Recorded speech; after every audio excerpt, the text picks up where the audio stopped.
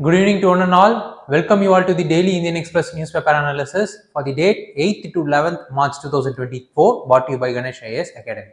Let's get into today's newspaper analysis. Mentioned here are the list of articles which we are going to have the analysis in the upcoming slides. So have a look into it. Okay, let's analyze every article one by one. Why Kerala declared man-animal conflict a state-specific disaster? So recently, because of the menace of the man-animal conflict, Kerala has declared it as the state-specific disaster. So this is what the news is about. Let's look into the further details of the news in the upcoming slides. Before that, we will look into the relation of the news with the examination. Under prelims, the news is related to general issues on environment, ecology, biodiversity, climate change, which does not require any kind of subject specialization. Similarly, under mains, it has been related with GS paper 3, environment, through a subtopic called conservation, environmental pollution, degradation and environmental impact assessment. So this is how the news has been related with examination. Let's look into the details of the news. So as I said, Kerala declared a man-animal conflict as the state-specific disaster, which makes it as the first state in the country to do so. So what is the changes it has made in the law? See, managing a man-animal conflict is the responsibility of the Forest Department as per the Wildlife Protection Act. Once the issue is declared as a state-specific disaster, the responsibility to deal with such a kind of menace will be laid on the State Disaster Management Authority. SDMA is powered by the Disaster Management Act, and it can able to take the quicker as well as the decisive action during the given point of time. And it is being headed by CM of the particular state, and the several departments including the forest department are the stakeholders in the decision making. And in district level, the district management authority is being headed by the district collector, who is also the executive magistrate. And once the issue is declared as the state specific disaster or the national disaster, the district management authority can take the quick decision and action which can override all other norms. See, all district collectors can directly intervene in their capacity as the chairman of the district disaster management body. So this is what the changes, this is what the impact the changes will be bringing.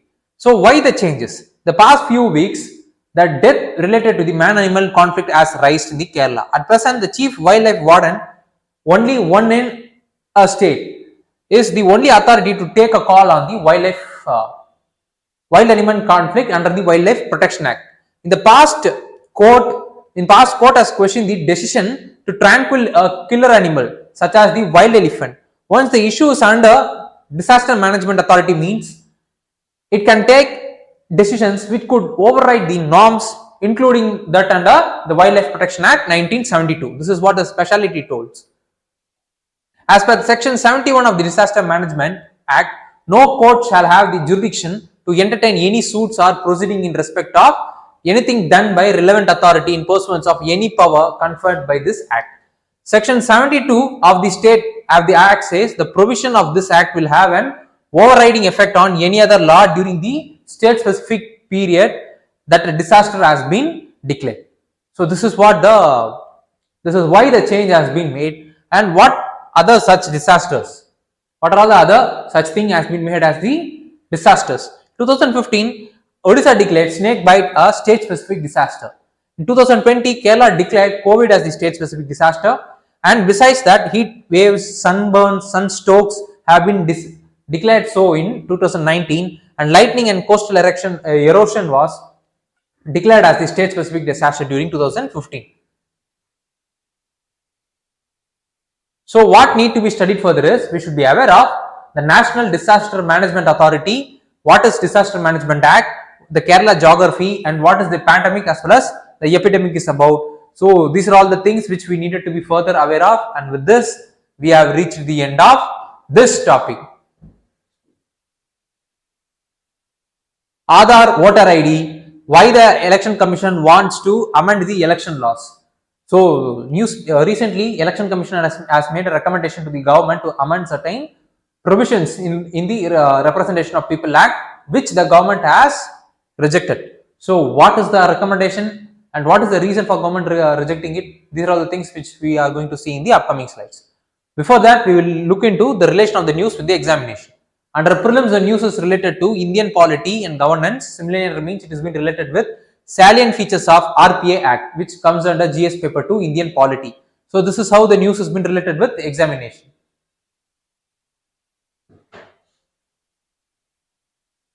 So the Election Commission of India has recently approached the centre proposing amendments to RPA Act 1950 and voter enrollment forms to delete the provision that compels the voter to provide reasons for the decision to not seed the Aadhaar number with the voter ID.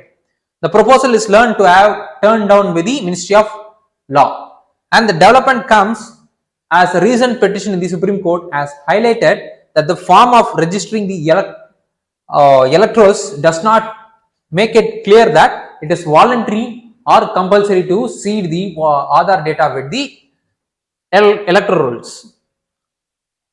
What is the reason for ECI to link the Aadhaar with the voter ID? So during 2015, the Chief Election Commissioner, the then Chief Election Commissioner H.S. Brahma, announced that Election Commission of India would start a drive to link the Aadhaar card with the voter ID. But the aim of the drive was to remove the bogus or the duplicate entries from the electoral roll, and the exercise would be voluntary only. But the drive was stopped immediately after Supreme Court in August 2015 ruled that the Aadhaar could only be used for the government schemes for distributing food grains or the welfare schemes. And what is the ECI's stance since? In 2018, the Apex Court upheld the constitutionality of the Aadhaar and said the government could restrict the right to privacy if there is a specific law and if it is proportional to the state sale. And the following year, the Election Commission of India again proposed the linking of Aadhaar with the electoral roll, asking the government to amend the election law to enable the collection of Aadhaar details. The government then brought the election laws, that is the election laws bill, that amendment bill 2021, to enable the linking of Aadhaar with voter IDs. Thereafter, the Election Commission of India has restarted the collection of Aadhaar number from 22 onwards on a voluntary basis. So, what was the latest petition in the Supreme Court?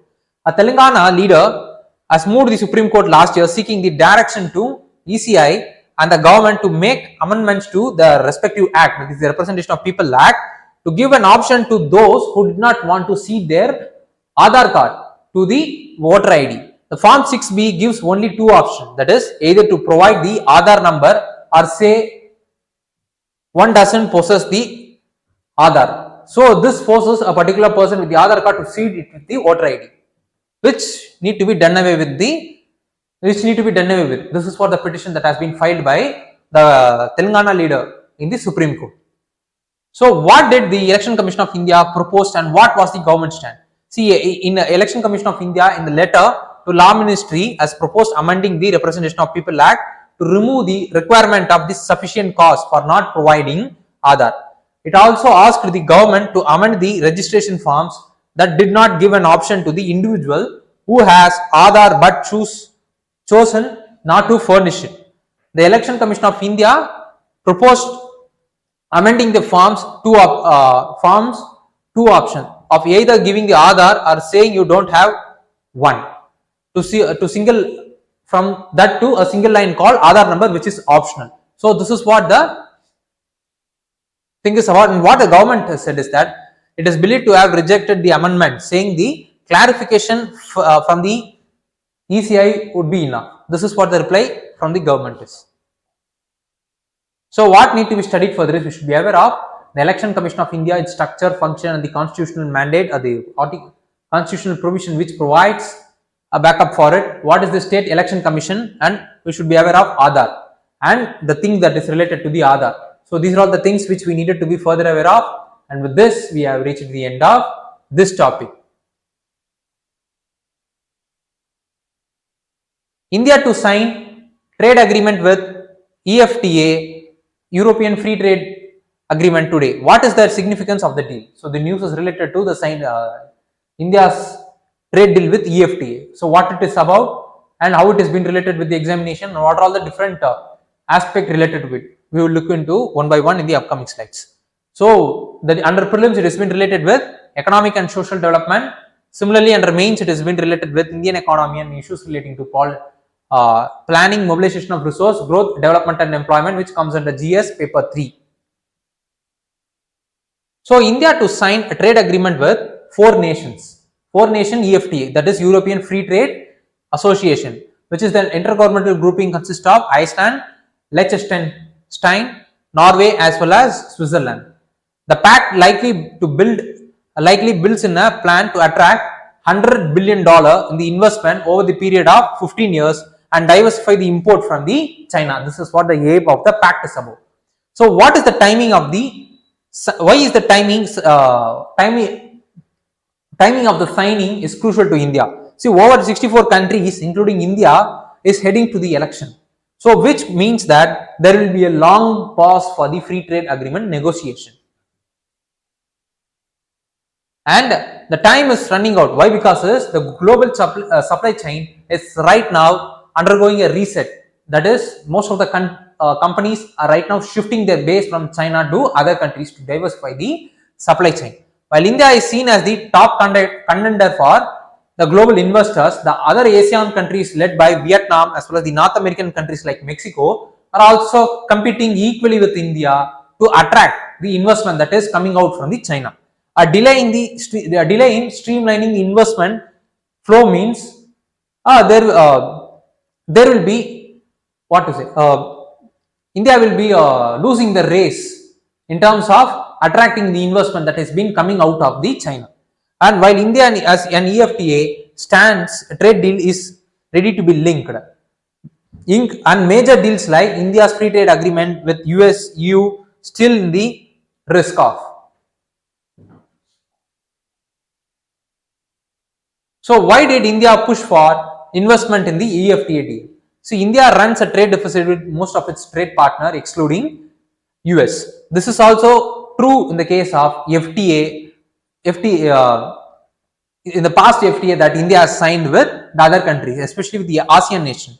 See, the ASEAN FTA did help India to procure intermediate products, but India's increasing tariff, that is 18%, has meant that India's FTA partners ended up having greater access to the Indian market. Because of this FTA, there is elimination of tariff in their trade deals. And India EFTA is also expected to widen the trade gap. And the legality of this $100 billion, which is going to be pumped as investment through this deal, has not been clarified. And such investment could help, if the investment is going to happen, means it will help India to regenerate its economic activity as well as a job in exchange for giving the market access to the EFTA. And then India could see gains the service sectors, and the deal could help India power its service sectors further. And which Indian sector could EFTA investment benefit us? See, the fund from EFTA region includes the Norway's 1.6 trillion sovereign wealth fund. And according to the newspaper, the sectors like chemical, food processing, engineering are the sector which are going to be mostly benefited. And in that, EFTA is also looking at joint ventures in the above mentioned sectors. And apart from it, currently India's import of chemical products from China in financial year 23 alone stood at $20.08 billion. And it imported 3.4 billion worth of medicine and bulk drugs worth nearly 7 billion from China, as per the Commerce as well as Industry Ministry data, which will be overcome by this kind of thing will be over, this kind of huge import from particular country will be overcome by this kind of trade agreement. So what need to be studied further is, we should be aware of what are all the different types of free trade agreements that is available, and we should be aware of India-US trade relation, and then FDI and trade policy of India. So this is how the news has been related with examination. And with this, we have reached the end of this topic. So let's move on to other news. So what is PI? The kind chatbot that recently got an upgrade. So this is a new chatbot which has been recently released. So let's look into what is the specialty about it. Before that, we will look into how the news has been related with examination. Under prelims, the news was related to general science. Similarly, under means it has been related with GS paper 3, science and technology, through a subtopic called awareness in the field of IT, space, computers, robotics, nanotech, biotech, and issues relating to IPM. So, how the news has been related with examination. So, in the Inflection AI launched its latest large language model, that is LLM. There is Inflection, which is called as Inflection 2.1, which is an upgrade of its friendly chatbot personal assistance PI. PI is designed to be empathetic, helpful, as well as safe. It was first launched in 23 May and an update Inflection 2 came out during 23 November. And at that time, the company claimed it was the first LLM in the world. And according to the makers, the Inflection 2.5 is the upgraded in-house model that that could able to compete with the world's leading LLM like ChatGPT 4 and Gemini. The new LLM comes with its signature personality and uniquely empathetic fine-tuning. That is, it could able to empathize. The company claims that it is the latest model achieved using it is the latest model that has achieved GPT-4 performance with only 40% of OpenAI model's computation power for training. And with this upgrade, PI has now been endowed with the world-class real-time web search capabilities to ensure that the users have the access to high quality and up-to-date information.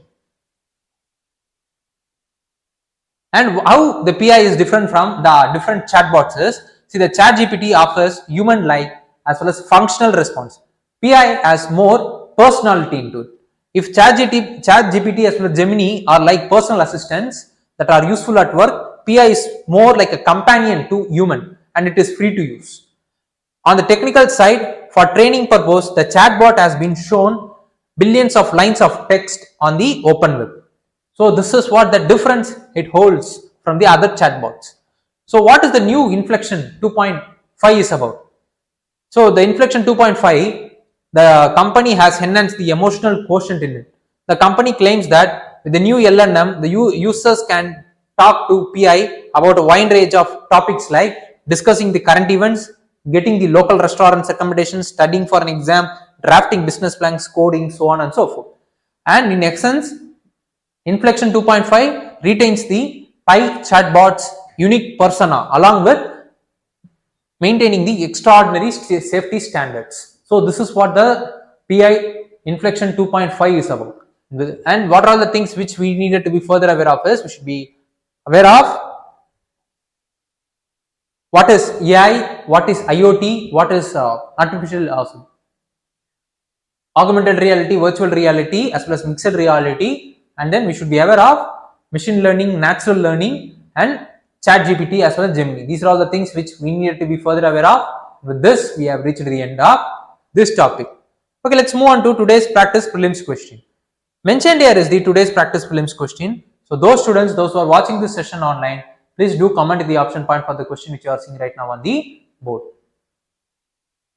So with this, we have reached the end of today's session. So do like, comment, share as well as subscribe Ganesh IAS YouTube channel so that you will be receiving daily current affairs session notification and weekly environmental as well as science and tech current affair notification, which will be, and any other important session related to the examination that will be brought to you in the future by Ganesh IAS Academy. Thank you.